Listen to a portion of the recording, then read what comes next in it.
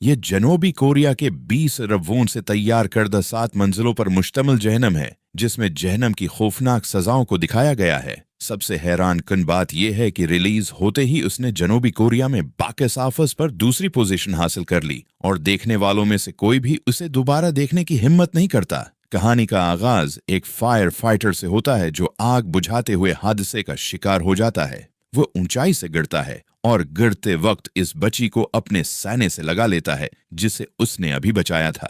अजीब बात यह है कि उसे किसी किस्म की चोट नहीं आती। बच्ची अपने वालिदैन के पास भाग जाती है और फायर फाइटर भी उठकर उनकी तरफ बढ़ता है, लेकिन वालिदैन सिर्फ अपनी बेटी की फिक्र में मसरूफ होते हैं। फायर फाइटर उनसे बात करता है लेकिन कोई जवाब नहीं देता। अचानक उसे किसी की आवाज सुनाई देती है। वो इधर उधर देखता है और एक खतरनाक इमारत के नीचे 2 सियाहपोश अफराद को देखता है। वो उन्हें आवाज देकर वहां से भागने का कहता है, लेकिन जैसे ही वो मरता है तो देखता है कि उसका अपना जिस्म जमीन पर पड़ा है और उसके साथियों के रद्द अमल से अंदाजा होता है कि वो मर चुका है। तब वो 2 सियाहपोश अफराद उसके पास आते हैं और अपना तारुफ कराते हैं कि वो जहन्नम के कासिद हैं और ये शख्स वो नेक रोहन है जिसकी वो तलाश कर रहे थे। इस तरह शहीद होने वाली रूहें 422 साल बाद दोबारा जाहिर हुई थीं। बची फायर फाइटर की तरफ देखकर अंगूठे दिखाती है। अब उन्हें उसे जहन्नम ले जाना है, लेकिन फायर फाइटर ये कबूल नहीं कर पाता कि वो अपनी माँ से आखिरी बार मुलाकात भी नहीं कर सका। अगले ही लम्हे उसके पांव जमीन से उठने लगते हैं। इसके पीछे एक बहुत बड़ा मंजरनामा बनता है और वो जहन्नम की तरफ खींचा जाता है। जहन्नम में हाल ही में मरने वाली बेशुमार रूहें मौजूद हैं। यहाँ उसे 7 बड़े गुनाहों का सामना करना है और अगर वो इन सब से पाक साबित हुआ तो उसे दोबारा जन्म लेने का मौका मिलेगा। लेकिन फायर फाइटर दोबारा जन्म नहीं लेना चाहता। वो सिर्फ अपनी माँ के पास घर वापस जाना चाहता है। तीनों जहन्नम के कासिद आपस में मिलते हैं। तीसरा कासिद एक बालग और संजीदा शख्स है जो बाकी दोनों का सरबराह भी है।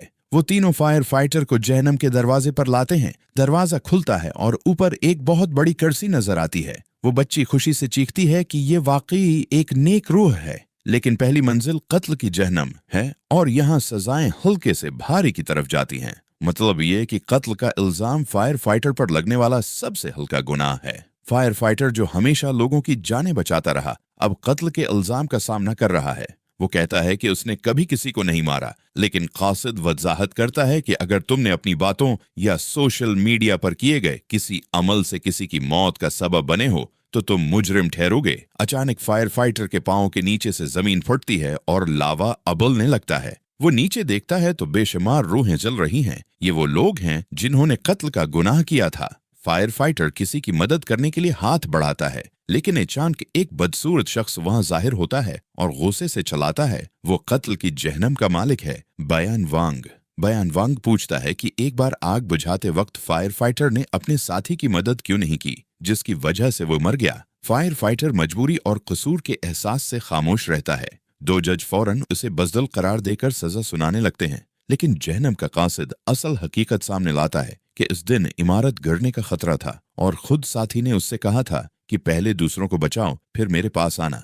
उस दिन फायर फाइटर ने 8 अफराद को बचाया, लेकिन जब वो अपने साथी को बचाने गया तो इमारत गिर गई। बयान वांग सच्चाई जानने के बाद उसे बेकसूर करार देता है और जहन्नम की अदालत ने वो बोझ भी उतार दिया जो फायर फाइटर के दिल पर था। नेक दिल इंसान हमेशा खुद को कसूरवार समझता है, चाहे उसने कितना ही अच्छा काम किया हो। फिर वो दरिया पार करते हैं और सस्ती की जहन्नम में पहुंचते हैं। यहाँ इन लोगों को सजा मिलती है जिन्होंने वक्त जाया किया। यहाँ का मालिक चो ग्यांगवांग मुकदमा ही खत्म कर देता है क्योंकि फायर फाइटर ने कभी सुस्ती नहीं की। यहाँ तक कि एक बलि को बचाने के लिए भी वो जान हथेली पर रखकर दौड़ पड़ता था। चो ग्यांगवांग मुतासिर होकर कहता है कि वो उसकी याद में जहन्नम में मुजस्मा बनवाएगा, लेकिन फिर वो पूछता है, क्या तुमने कभी पैसे को खुदा माना है? फायर फाइटर फौरन कहता है, हाँ मैंने माना है।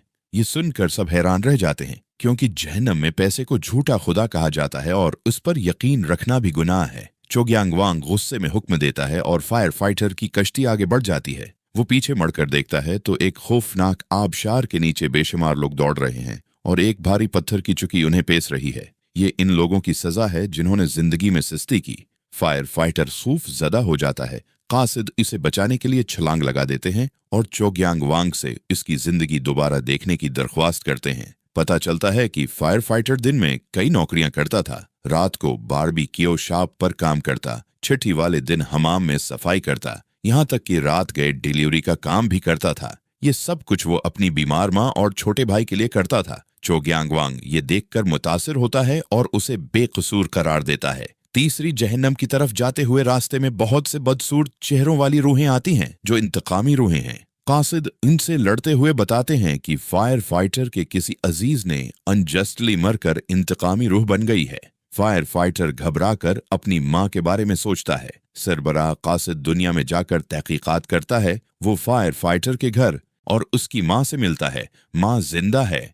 वो अचानक घर में घुसे फरिश्ते को देखकर हैरान होती है और इशारों की जबान में पूछती है कि वो कौन है। पता चलता है कि फायर फाइटर की माँ गूंगी है। फरिश्ता झूठ बोलता है कि वो इसका बेटा है जिसे उसके बेटे ने बचाया था और ये कि वो इसकी खबर लेने आया है। माँ की आंखें भर आती हैं। वो फरिश्ते को गले लगा लेती है। इसी दौरान फरिश्ते को पता चलता है कि नाहिक मरने वाला फायर फाइटर का भाई है। भाई की रूह उसे देखकर भाग जाती है। फरिश्ता पीछा करता है लेकिन वो भागने में कामयाब हो जाता है। फरिश्ता उस भाई की फौजी बिरक जाता है और जल्द ही उसकी मौत का राज जान लेता है। चंद दिन पहले ड्यूटी के दौरान एक नए सिपाही की बंदूक से गलती से गोली चल गई और फायर फाइटर का भाई जख्मी हो गया। सिपाही ने फौरन अफसर लेफ्टिनेंट को बुलाया, लेकिन अफसर ने देखा कि अगर ये बात फैल गई तो उसकी तरक्की रख जाएगी, इसलिए उसने लाश छिपाने का फैसला किया। घबराए हुए दोनों को पता नहीं था कि भाई अभी जिंदा है। उन्होंने उसे जिंदा ही दफन कर दिया। भाई पूरा दिन जमीन में दबे रहने के बाद मर गया और उसकी रूह इंतकामी रूह बन गई। अफसर ने उसे भगोड़ा करार दे दिया। निया सिपाही खौफ और गिल्ट जुर्म में मुब्तला था। रात को शराब पीता। फरिश्ता उसके पीछे लग जाता है और देखता है कि इंतकामी रूह उसके ऊपर मंडला रही है और फानूस गिराकर उसे मारने की कोशिश करती है। फरिश्ता उसे रोकता है और बजली के खंबे से बांध देता है, लेकिन इस रूह का गुस्सा इतना जोरदार है कि उसके धमाके से पूरे इलाके की बजली चली जाती है और वो रस्सियां तोड़कर भाग जाती है। भागी हुई रूह नया सिपाही का पीछा करती है। उसे पता चलता है कि वो उसकी माँ के घर गया है। नया सिपाही जमीर की खल्श से तंग आकर माँ को बताने का फैसला करता है कि भाई की लाश कहाँ है और खुद फांसी लगा लेता है। लेकिन तब इंतकामी रूह फरिश्ते के पीछे आती है और दरख्वास्त करती है कि नए सिपाही को बचा ले, बदले में वो खुद नहीं भागेगा। फरिश्ता मान जाता है। सिपाही बच जाता है। भाई कहता है कि उससे कहो कि अच्छी तरह जिए, मैंने उसे मुआफ कर दिया। सिपाही के वादे के बाद भाई का गुस्सा खत्म हो जाता है। इधर फायर फाइटर 3 मंजिलें पार कर लेता है। झोट की मंजिल थाइसन कंग, जहां झोटों की जबानें खींची जाती हैं। बेइंसाफी की मंजिल ओगवान कंग, जहां मुजरिम बर्फ में जमा दिए जाते हैं।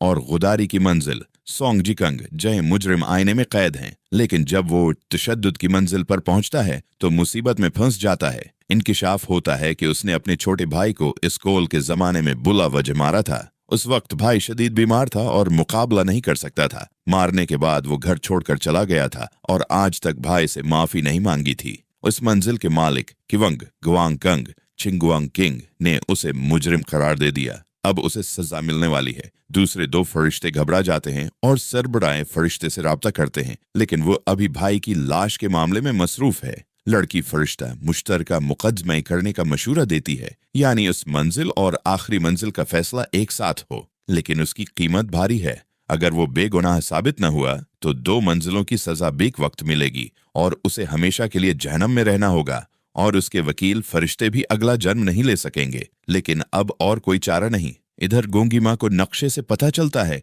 कि वो जगह फौजी बीरक है। उसे यकीन हो जाता है कि उसका बेटा भगोड़ा नहीं हो सकता। वो बीरक में घुस जाती है। वही अफसर लेफ्टिनेंट उसे देख लेता है। वो उसके गले का कार्ड फाड़ देता है और उसे बाहर निकालने का हुक्म देता है। माँ नहीं मानती और वो नक्शा दिखाती है जहां उसके बेटे को दफन किया गया था। अफसर घबरा जाता है और उसे जोर से दिखा देता है। माँ बेहोश हो जाती है। ये देखकर भाई का गुस्सा फुट पड़ता है, जो अभी थोड़ी देर पहले ठंडा हुआ था। उसके चेहरे की खाल उतरने लगती है। वो फिर इंतकामी रूह बन जाता है। फरिश्ता उसे रोकने की कोशिश करता है, लेकिन वो उसे पकड़कर दूर फेंक देता है। भाई एक बहुत बड़ी खौफनाक रूह बनकर तूफान बर्पा कर देता है। कसम खाता है कि वो अफसर को सजा देगा। पूरी बीरक में अफरात फरी फैल जाती है। अफसर हुआ में अछालता है। फरिश्ता रोकने की कोशिश करता है, लेकिन नाकाम रहता है। कोई नहीं रोक सकता जब बेटा अपनी माँ पर जुल्म होता देखे। उधर भाई की इस शौर्श की वजह से जहन्नम में भी असर पड़ता है। वहां भी तूफान आ जाता है। रीत उड़ने लगती है। फायर फाइटर रीत में धंसने लगता है।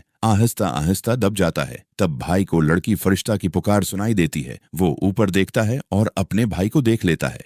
इसी उलझन में फरिश्ता उसे काबू कर लेता है। आखिरकार फायर फाइटर आखिरी मंजिल पर पहुंचता है, खानदानी ताल्लुकात की मंजिल, जहां खानदान के साथ किए गए गुनाहों की सजा मिलती है।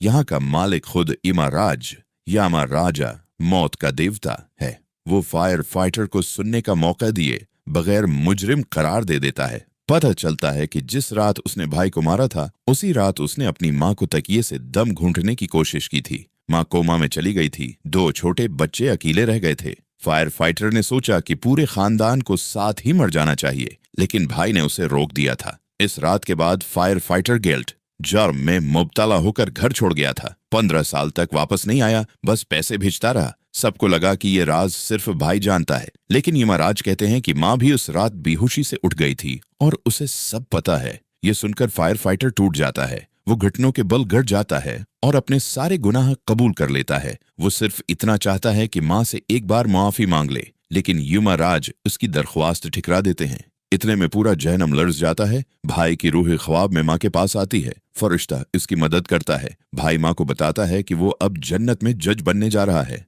आंसुओं से भरी आंखों से वो इशारों की जबान में माँ से अलविदा कहता है। फिर वो इस रात का वाकया बताता है और माँ से दरख्वास्त करता है कि वो भाई को मुआफ कर दे ताकि उसे अगला जन्म मिल सके। भाई रो रहा है। सोबा, शायद भाई का नाम या प्यार का लफ्ज। तब पहली बार दोनों बेटे अपनी माँ की आवाज सुनते हैं। माँ गूंगी नहीं थी, वो बोल सकती है। वो भाई को तसल्ली देती है और कहती है कि उसे कुछ बुरा नहीं लगा। माँ ने कभी बड़े बेटे को कसूरवार नहीं ठहराया, बल्कि सारा इल्जाम खुद पर लिया कि वो अपने बच्चों का सही ख्याल न रख सकी। माँ और बेटा गले मिलकर रोते हैं। ये मंजर देखकर सबके दिल पुसीज जाते हैं। फायर फाइटर रोता हुआ दौड़ता है और माँ के सामने घुटनों के बल गिर जाता है। उसे पुकारता है। माँ ने उसे मुआफ कर दिया है। अब जहन्नम को इसे सजा देने का कोई हक नहीं। आखिरकार फायर फाइटर को नया जन्म मिल जाता है। हमारी जिंदगियों में बहुत सी महरूमियां हैं। हम अक्सर ये सोचकर मेहनत करते हैं कि घर वालों को सब कुछ दे दें, लेकिन भूल जाते हैं कि उन्हें सबसे ज्यादा जरूरत हमारी मोहब्बत और हमारे साथ वक्त गुजारने की होती है। अगर आपके पास अभी मौका है तो बराह कर्म अपने प्यारों को वक्त देना एक कीमती तोहफा समझें। तो दोस्तों, उस कहानी ने हमें सिखाया कि हम दुनिया की दौड़ में अपने प्यारों के लिए पैसा तो कमा लेते हैं, लेकिन उन्हें अपना वक्त देना भूल जाते हैं। माफी मांगने में कभी देर न करें, क्योंकि जहन्नम में पछतावे की सजा सबसे बड़ी है। अगर आपको ये जज्बाती सफर पसंद आया हो तो वीडियो को लाइक करें और कमेंट्स में बताएं कि आपके ख्याल में माँ की ममता से बड़ी कोई माफी है। ऐसी ही मजीद वीडियोस के लिए एक्सप्लेन ट्यूब को सब्सक्राइब करना न भूलें।